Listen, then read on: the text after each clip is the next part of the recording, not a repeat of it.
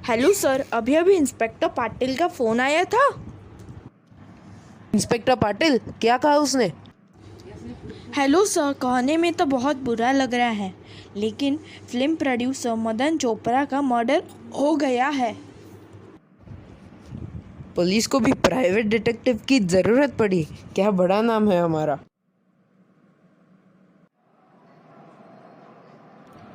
Sir, आपने नाम लिया, मैं हाजिर हो गया। Detective Dhanush. Nice to meet you. ऐसी क्या जरूरत पड़ी जिसे मुझे याद करना पड़ा?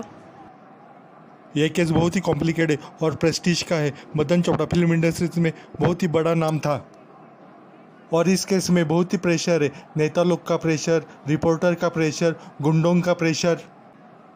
और आप ऐसे आदमी हो जो पुलिस को भी जानते हो, सीआईडी को भी जानते हो और गुंडों को भी जानते हो। हमको मालूम है आप प्राइवेट डिटेक्टिव हो, गुंडों को नहीं। चलो मैं आपको लाश दिखाता हूँ जो मर्डर हुआ है वो।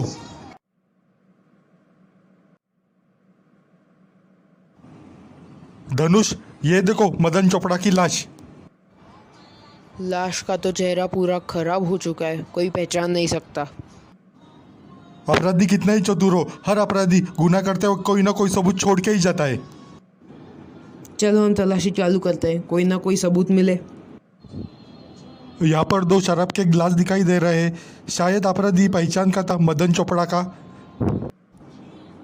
सामने एक डंबल भी दिखाई दे रहा है और उनके हाथों की उंगलियों में 2 अंगूठियां हैं और गले में लॉकेट। यहाँ पर गाड़ी का किचन भी दिखाई दे रहा है। और घर के लोगों से और आजू बाजू के लोगों से पूछताछ करनी पड़ेगी। यहाँ घर में 2 लोग थे, एक मदन चोपड़ा की पत्नी और दूसरा उसका नौकर। उनको बुलाया है कल मैंने पूछताछ के लिए पुलिस स्टेशन में। सर, मदन चोपड़ा के केस में क्या प्रोग्रेस है? प्लीज़ क्या आप मुझे बता सकते हैं? मैं अभी मदन चोपड़ा की केस की स्टडी कर रहा हूँ। हर चीज़, हर तथ्य को एक दूसरे से जोड़कर देख रहा हूँ। वहाँ शराब के 2 ग्लास थे, शायद मदन चोपड़ा कातिल को जानता था। सर, ग्लास में फिंगरप्रिंट होगी शायद।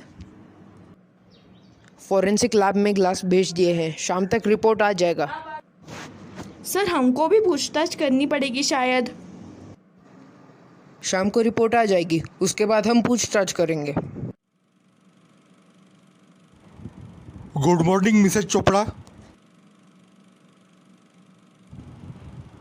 आपके पति के केस में आपको पूछताछ के लिए बुलाया है। मेरे को कुछ मेरे सवालों के जवाब चाहिए। पूछो, क्या सवाल है आपके? अपने शादी को कितने साल हो गए? 3 साल। आपके घर में कितने लोग हैं? हमारे घर में 3 लोग थे, मैं, मेरा पति और हमारा नौकर। मिस्टर मदन चोपड़ा का मर्डर हुआ तब आप कहाँ पर थे? शूटिंग के लिए मैं बाहर गई थी।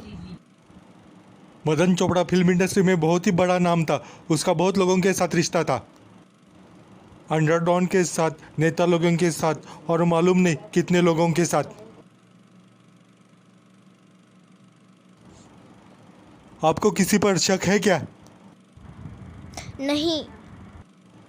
ऐसी कोई बात या राज आप जानती है मदन चोपड़ा के बारे में? नहीं, पर घर पे वो हमेशा डरे डरे रहते थे। हमेशा कहते रहते, मौत मेरे पीछे लगी हुई है। कोई उनको धमकाता था? नहीं।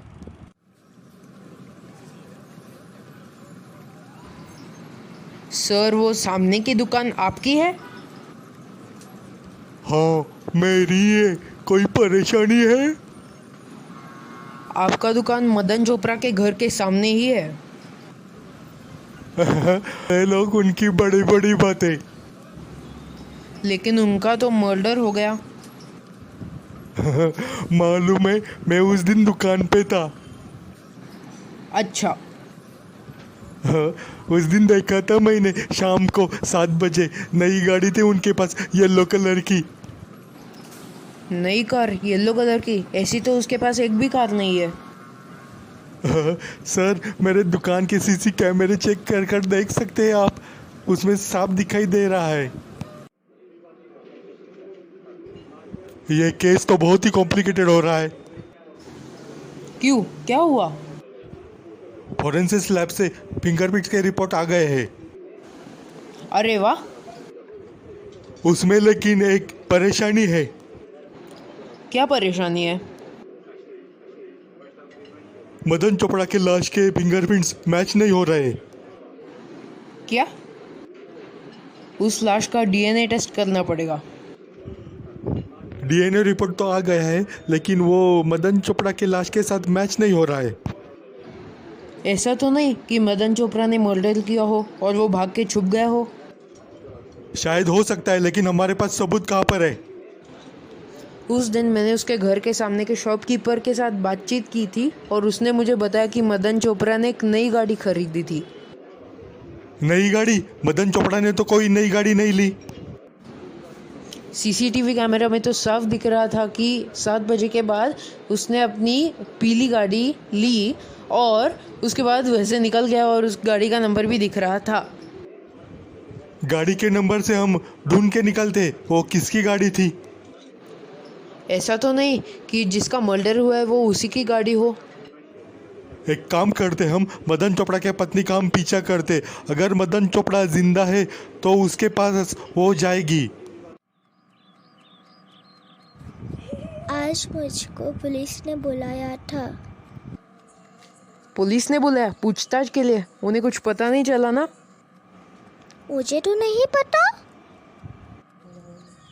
तुम्हारा तो कोई पीछा नहीं कर रहा ना? अभी अभी मदन चोपड़ा की पत्नी घर के अंदर गई है। घर के अंदर जाकर देखते कौन कौन है अंदर। मुंबई पुलिस आपको गिरफ्तार करती है। मदन चोपड़ा। मेरा पता कैसे लगा आपको? कानून का हाथ बहुत लंबा है मिस्टर मदन चोपड़ा। गुनहगार कितना ही चालाक हो, पुलिस उसके पास पहुंच ही जाती है। अनजाने में मुझसे गलती हो गई। ऐसा क्या हुआ तुमको जो आपको मर्डर करना पड़ा? 2 साल से वो मुझे ब्लैकमेल कर रहा था। उसको मेरी सारी पर्सनल बातें पता थी, इसलिए मुझे उसका मर्डर करना पड़ा। लेकिन मैं अब क्या करूं? मुझे तो आपको गिरफ्तार करना पड़ेगा। आपको वो ब्लैकमेल कर रहा था, आपने पुलिस में शिकायत क्यों नहीं की? मैं डर रहा था। थैंक यू धनुष, तुम्हारे वजह से केस सॉल्व हो गया।